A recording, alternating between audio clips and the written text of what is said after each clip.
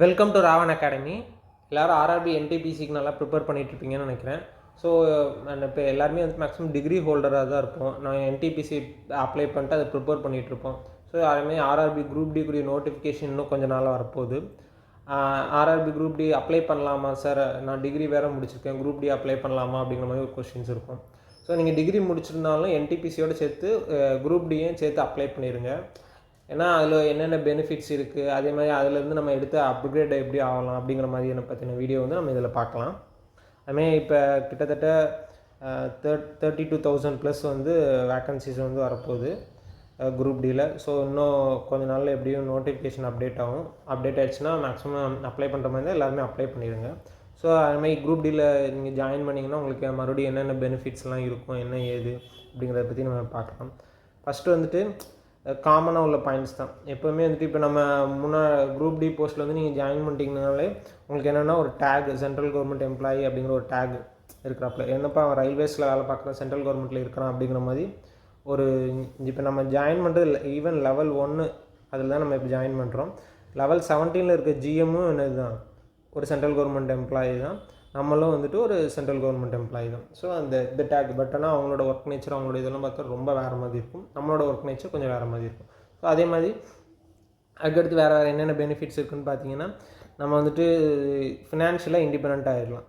So இப்போ நம்ம இதுக்கு முன்னாடி படிச்சுட்டு இருந்திருப்போம், வேறு யார்ட்டையாவது மணி வாங்கிட்டு வீட்டில் இருந்துட்டு அப்பா அம்மாட்ட மணி வாங்கிட்டு படிக்கிற மாதிரி இருக்கும். ஸோ இப்போ வந்துட்டு நமக்கு அந்த மாதிரி எந்த ஒரு இது இல்லை, நம்மளே ஏர்ன் பண்ணலாம், நம்ம ஓரளவுக்கு படிச்சிக்கலாம். அதுமாதிரி ஒரு மினிமம் அமௌண்ட் ஆஃப் லைஃப் வந்து ரன் பண்ணுறதுக்கு இது வந்து நமக்கு ஓரளவுக்கு யூஸ்ஃபுல்லாக இருக்கும். அதே மாதிரி மற்ற ப்ரைவேட் ஜாப் மாதிரி நம்மளை வந்து ஃபயர் பண்ணிடுவாங்க அப்படிங்கிற மாதிரி எந்த ஒரு சுச்சுவேஷனுமே இருக்காது. நம்ம ஃபயர்லாம் நம்மளை யாருமே வந்துட்டு வேலையை விட்டு எதுவுமே தூக்கவும் முடியாது, இன்னும் பண்ண முடியாது. ஈவன் வந்துட்டு நீங்கள் உங்களுக்கு நீங்கள் இருக்கிற இடத்துல வந்துட்டு எல்லாருக்கூடயும் நீங்கள் அகைன்ஸ்டாக இருந்தாலும் மேக்ஸிமம் அவங்களால உங்களை ட்ரான்ஸ்ஃபர் மட்டும்தான் பண்ண முடியும், வேறு எதுவுமே பண்ண முடியாது பெரிய அளவில். ஸோ அதனால் நீங்கள் வந்துட்டு ஒர்க் பண்ணுறப்பல அவங்க 4 பேர் சேர்ந்து நம்மளை இது பண்ணிடுவாங்க, அந்த மாதிரி எந்த ஒரு ஃபியருமே இருக்காது. இதெல்லாம் ஜென்ரலாக காமனாக உள்ளது. அப்புறம் வந்துட்டு என்னென்னு பார்க்கலாம். சப்போஸ் இப்போ நீங்கள் என்டிபிசி ரொம்ப சின்சியராக படிச்சுட்டு இருந்திருப்பீங்க, டயர் 1 கிளியர் பண்ணியிருப்பீங்க, டயர் 2 கிளியர் பண்ணியிருப்பீங்க, டைப்பிங் அது இதுன்னு எல்லாமே ஓரளவுக்கு இது பண்ணியிருப்பீங்க. லாஸ்ட்டில் வந்துட்டு ஜஸ்ட் ஒரு மார்க் 2 மார்க்கில் போச்சு, அந்த மாதிரிலாம் கொஞ்சம் நிறைய வெக்ஸாகி ஃபீல் பண்ணுற மாதிரி இருக்கும். அவங்களுக்குலாம் இது வந்துட்டு ஒரு ஆப்ஷனல் மாதிரி. ஸோ நீங்கள் அது அந்த மாதிரி ஃபைனலில் போய் நம்மளால் கட் ஆஃப் மார்க்ஸ் மீட் பண்ண முடியல அப்படிங்கிற மாதிரி ஆயிடுச்சுன்னா இந்த எக்ஸாம்ஸ் வந்துட்டு உங்களுக்கு மறுபடியும் ஒரு பூஸ்டப் மாதிரி இருக்கும், மறுபடியும் நீங்கள் கிளியர் பண்ணுறதுக்கு ஒரு யூஸ்ஃபுல்லாக இருக்கும் உங்கள் லைஃப்பில். அதே மாதிரி நீங்கள் ஈவன் குரூப் டியில் ஜாயின் பண்ணாலுமே வந்துட்டு உங்களோட பெர்க்ஸ் அண்ட் ப்ரிவிலேஜஸ் வந்துட்டு என்னென்ன இருக்குது உங்கள் ஜாபுக்கு அப்படிங்கிறது ஃபஸ்ட்டு தெரிஞ்சுக்கோங்க. அதே மாதிரி உங்களுக்கு வந்து இப்போ இயர்லி இன்க்ரிமெண்ட் இருக்கும், அந்த இன்க்ரிமெண்ட் ப்ராப்பராக எழுதா, அதுமாதிரி டிடக்ஷன், என்பிஎஸ் டிடக்ஷன் இனிஷியலாக அந்த ஸ்டேஜ்லேருந்து கரெக்டாக டிடெக்ட் பண்ணுறாங்களா, அதுக்கப்புறம் night duty allowance, national holiday அலவன்ஸ்லாம் இருந்துச்சுன்னா அதெல்லாம் அப்கிரேட் பண்ணுறாங்களா. அதுமாதிரி இயர்லியும் வந்து உங்களுடைய பாஸஸ் இருக்கும், ஸோ அந்த பாஸஸ் பிடிஓ அதெல்லாம் இருக்கும். ஸோ அதெல்லாம் வந்துட்டு உங்களுக்கு உங்கள் அக்கௌண்ட்டில் இது பண்ணுறாங்களா, அதே மாதிரி அது எல்லாமே நீங்கள் ஓரளவுக்கு செக் பண்ணிக்கணும். அதுமாதிரி உங்கள் ஜாபில் வந்துட்டு என்னென்ன உங்கள் ஜாபில் இருக்கிறதுக்கு என்னென்ன பெனிஃபிட்ஸ் இருக்கும் அது எல்லாமே தெரிஞ்சுக்கோங்க. அதெல்லாம் நமக்கு ஒரு அட்வான்டேஜ் மாதிரி தான், நம்ம லைஃப் லீட் பண்ணுறப்ப நமக்கு அது கொஞ்சம் கண்டிப்பாக யூஸ்ஃபுல்லாக இருக்கும். அதே மாதிரி இன்னொன்று என்னென்னா, நீங்கள் குரூப் டியில் ஜாயின் பண்ணாலும் ஒரு நல்ல ரேப்போர்ட் உங்களோட சூப்பர்வைசருக்கு கொலீக்ஸ் கூடலாம் ஒரு நல்ல ஒரு ரிலேஷன்ஷிப் மெயின்டைன் பண்ணிக்கோங்க. ஸோ இன்கேஸ் ஏதாவது கொஞ்சம் ஒர்க் அதிகமாக பண்ண வேண்டியிருக்குனாலும் நீங்கள் ஓரளவுக்கு பண்ணிவிட்டு, சப்போஸ் இப்போ நம்ம அடுத்து வேறு ஏதாவது ஒரு எக்ஸாம் படிக்கிறோன்னா ஒரு 10 டேஸ் லீவ் வேணும், ஒரு 10 டேஸ்க்கு மேலே ஒரு 14 டேஸ் லீவ் வேணும், அந்த மாதிரினாலும் நீங்கள் ஓரளவுக்கு நல்ல ரேப்போர்ட்லேருந்து சார் நான் இந்த டைமில் நான் லீவ் எடுத்துக்கிறேன் சார், எக்ஸாம்ஸ் வேறு இருக்குது, நான் அதுக்கு அடுத்த டைமில் நான் உங்களுக்கு அதுக்கப்புறம் 2 டியூட்டினாலும் சேர்த்து பார்க்குறேன், அந்த மாதிரி நீங்கள் சொல்லி ஓரளவுக்கு நீங்கள் இது பண்ணி நல்ல ரிலேஷன்ஷிப்பில் இருந்துட்டிங்கன்னா உங்களுக்கு மறுபடியும் எக்ஸாம்ஸ் படிக்கிறதுக்கான டைமும் கொஞ்சம் வாங்கிக்கலாம், ப்ளஸ் நல்ல ரிலேஷன் இருக்கும் உங்களோட டிபார்ட்மெண்ட்டில். அதே மாதிரி இன்னொன்று என்னென்னா, நம்ம இப்போ குரூப் டியில் ஜாயின் பண்ணிட்டோம், குரூப் டியிலே இருக்க மாட்டோம், மறுபடியும் என்ன பண்ணுவோம், வேறு ஏதாவது எக்ஸாம்ஸ் படிக்கலாம் அப்படிங்கிற மாதிரி உங்களுக்கு நீங்கள் இப்போ குரூப் டியில் ஜாயின் பண்ணுறப்ப என்ன பண்ணிக்கணும், நான் குரூப் டியில் ஜாயின் பண்ணிட்டு வேறு ஒரு எக்ஸாம்ஸ் படிக்க போகிறேன் அப்படிங்கிறது ஒரு கிளியர் விஷனாக இருந்துக்கணும். ஸோ கிளியர் விஷனாக இருந்து ஹையர் கிரேட் எக்ஸாம்ஸ்க்கு நான் எப்படி ப்ரிப்பேர் பண்ண போகிறேன் அப்படிங்கிறத ஒரு கான்ஃபிடென்ட்டாக இருந்துக்கணும். குரூப் டி ஜாயின் பண்ணுறோமா, ஜாயின் பண்ணிட்டு ஸோ வித்தின் ஒரு 1 year 2 years நீங்கள் உங்களுக்காக வந்துட்டு ஒரு கோல் மாதிரி செட் பண்ணிட்டு நான் அடுத்ததில் கண்டிப்பாக வேறு எக்ஸாம்ஸ் கிளியர் பண்ணி போயிடுவேன் அப்படிங்கிற மாதிரி ஒரு கான்ஃபிடென்ட் வச்சுக்கணும். எப்போவுமே இப்போ நம்ம டிகிரி ஹோல்டராக இருந்துட்டோன்னா நம்ம இதிலே வந்துட்டு இருக்க முடியாது. ஏன்னா இது வந்து ஆக்சுவலாக நமக்கு எல்லாமே தெரியும் 10th லெவல் எக்ஸாம்ஸ் தான். ஸோ நம்ம அடுத்த டிகிரி முடிச்சிருந்தோன்னா நம்ம அதுக்கடுத்து எப்படி அப்கிரேட் ஆகலாமோ நம்ம அதே மாதிரி அப்கிரேட் ஆகிடும். அதுமாதிரி நீங்கள் முன்னாடி இருந்ததுக்கு இப்போ இருக்கிறதுக்கு கண்டிப்பாக ஒரு டிஃப்ரென்ஸ் இருக்கும். ஸோ ஒரு 2 hours டெய்லி நீங்கள் ப்ரிப்பேர் பண்ணாலே நமக்கு போதும், நமக்கு எஃபிஷியன்ட் டைமும் இருக்கும் நம்ம அடுத்த எக்ஸாம்ஸ் கிளியர் பண்ணுறதுக்கு. ஆனால் நிறைய பேர் வந்துட்டு அந்த 2 hours எஃபிஷியன்ட் டைமை வந்து ஸ்பெண்ட் பண்ண மாட்டாங்க. மறுபடியும் அவங்களோட ஒர்க் நேச்சர்லேருந்து எல்லாமே மாறுறதுனால நம்ம படிக்கிற டைம் வந்து ரொம்ப குறைச்சிட்றாங்க. ஸோ அந்த மாதிரிலாம் இருக்காங்க. ஈவன் ஜாயின் பண்ணிட்டீங்கன்னாலுமே ஒரு 2 hours வந்துட்டு ப்ரிப்பேர் பண்ணணும், அதர் எக்ஸாம்ஸ்க்கு நம்ம படிக்கணும் அப்படிங்கிற மாதிரி எப்போவுமே மைண்ட் செட் வச்சுக்கோங்க.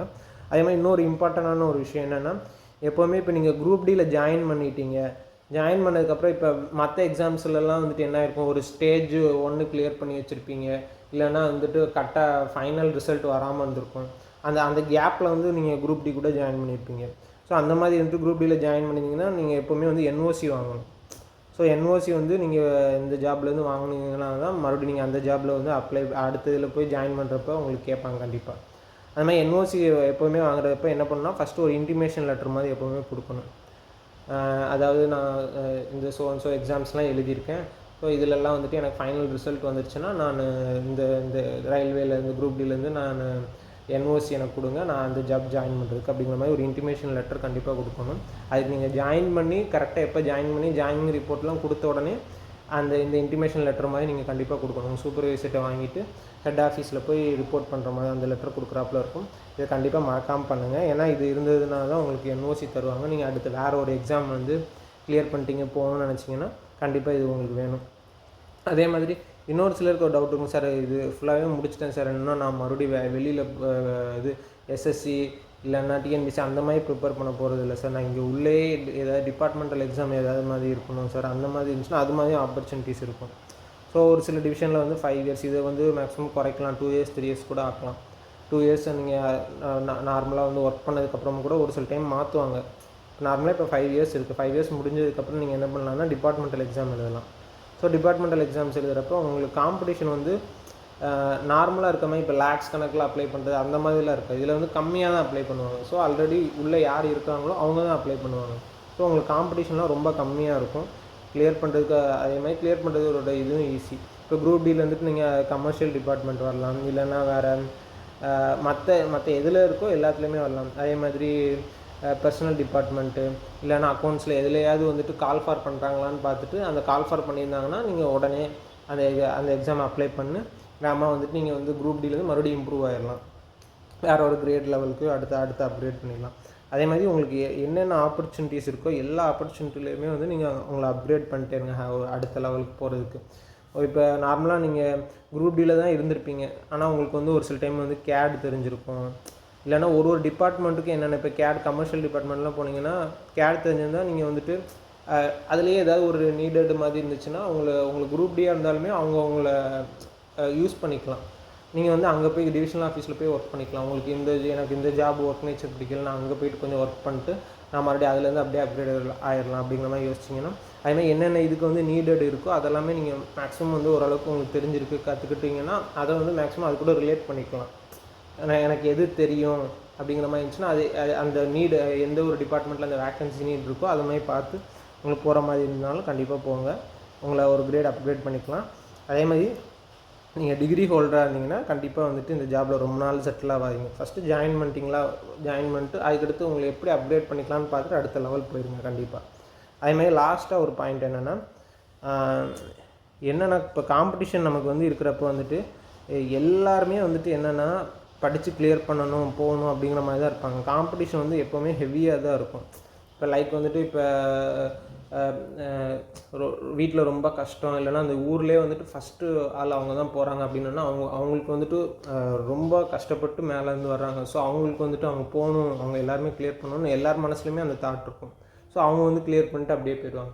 அதேமாதிரி இன்னொரு சிலர் பார்த்திங்கன்னா இப்போ ரொம்ப எலைட்டாக இருக்காங்க, அதே மாதிரி வந்துட்டு இப்போ எக்கனாமிக் ஸ்டேட்டஸ் வந்து நல்லா ரிச்சாக இருக்கிறாங்க. அப்படிங்கிறப்ப அவங்க வந்துட்டு ஆல்ரெடி படிக்கிறப்பே சிபிஎஸ்சி ஸ்கூல் ஸ்டாண்டர்டு இல்லைனா வேறு ஸ்டாண்டர்டில் அந்த மாதிரி படிச்சுட்டு ஒரு சில டைம் இந்த குரூப் டி கூட அப்ளை பண்ணுவாங்க. ரீசெண்டாக ஒரு நியூஸ்லாம் வந்திருக்கும் பார்த்துருப்பீங்க. ஐஐடி பாம்பேயில் படிச்சுட்டு குரூப் டி எக்ஸாம் ஒருத்தர் கிளியர் பண்ணி ஜாயின் பண்ணியிருக்காரு. ஸோ இந்த மாதிரியும் கூட இருக்கும். ஸோ அந்த மாதிரி ரொம்ப புவராக வந்து போகிறவங்களும் இருப்பாங்க, ரொம்ப ரிச்சாக இருந்து போகிறவங்களும் இருப்பாங்க. ஸோ என்னடா ரொம்ப புவராக வந்து போகிறாங்க, ரிச்சாக வந்து போகிறாங்க, அப்போ மிடில் கிளாஸில் உள்ள ஆளுங்க அப்படின்னு பார்த்தோன்னா நம்மளும் வந்து நம்ம கிளியர் பண்ணி தான் ஆகணும். அப்படின்னா நம்மளோட லைஃப் ஸ்டைலில் வந்து நமக்கு ஒரு லெவல் சேஞ்ச் ஆகும், நம்ம ஓரளவுக்கு. ஸோ எல்லாருமே புவராக இருந்தாலும் சரி, ரிச்சாக இருந்தாலும் சரி, மிடில் கிளாஸாக இருந்தாலும் சரி, எல்லாருக்குமே வந்துட்டு ஒரு ஒரு விஷயம் வேணும்னு நினைக்கிறப்ப அவங்களோட 100% எஃபிஷியன்சி கொடுத்து தான் எல்லாமே ப்ரிப்பேர் பண்ணுவாங்க. ஸோ நம்மளும் வந்துட்டு நம்ம ப்ரிப்பேர் பண்ணுறப்ப சார் நான் இது கொஞ்சம் படிச்சிருந்துருக்கலாம், இது மட்டும் படிச்சிருந்துருக்கலாம், அந்த மாதிரிலாம் நீங்கள் யோசிக்காதீங்க. உங்களுக்கு கிடைக்கிற டைம் வந்துட்டு ஃபுல்லாக வந்து யூஸ் பண்ணுங்கள். சும்மா நிறையா வந்துட்டு டைம் வேஸ்ட் பண்ணாமல் எஃபிஷியண்ட்டாக எந்த அளவுக்கு யூஸ் பண்ண முடியுமோ அந்த அளவுக்கு எஃபிஷியண்ட்டாக யூஸ் பண்ணுங்கள். ரொம்ப நீடடு அந்த மாதிரி எதுனா ஓகே. மற்ற இப்போ டைமில் வந்துட்டு உங்களுக்கே தெரியும், இந்த டைம் நம்ம படிச்சிருந்தால் நம்ம கண்டிப்பாக கிளியர் பண்ணியிருக்கலாம் அப்படிங்கிற மாதிரி ஒரு தாட் வந்து வரக்கூடாது.